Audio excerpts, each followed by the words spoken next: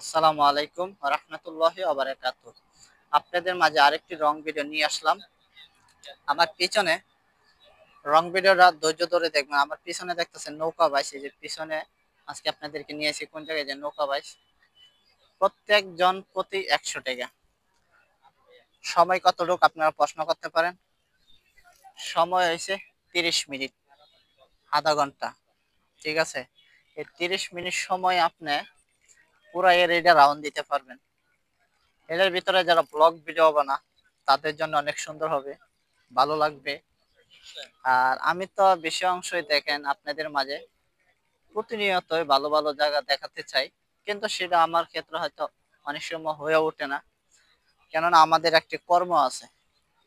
আমি কিছুদিন ধরে অসুস্থ, তাই আপনাদের মাঝে এভাবেই ঘুরে ফিরে সুন্দর সুন্দর ভিডিও দেওয়ার চেষ্টা করি।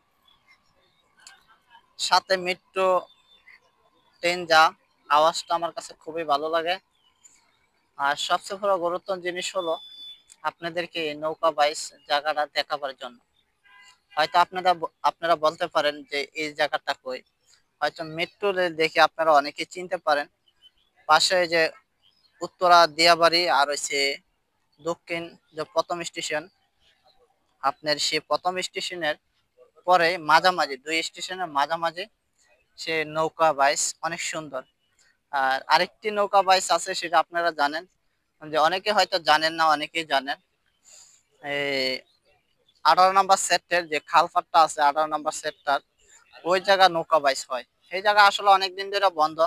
এই জায়গাও বন্ধ ছিল, কিন্তু আজকে অনেকদিন পরে আসে, আজকে দেখতেছি যে নৌকা বাইচ তারা আবার চালু করছে। আগে 20 মিনিট ছিল, 10 মিনিট বাড়াইছে। মিনিমাম আগে যে টাকা ছিল 100 টাকা, এখনো 100 টাকা।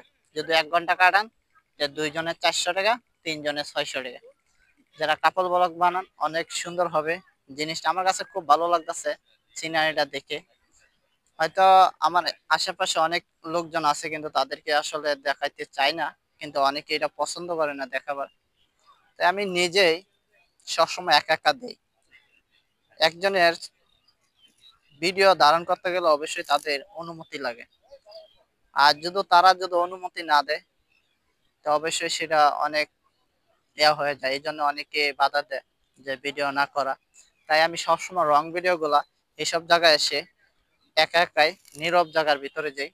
তারপরেও ক্যামেরা বন্দি যারা হয়, আশা করি তারা যদি আমার এই ভিডিও গুলা দেখেন, আপনারা অবশ্যই ক্ষমা করে দিবেন আমাকে।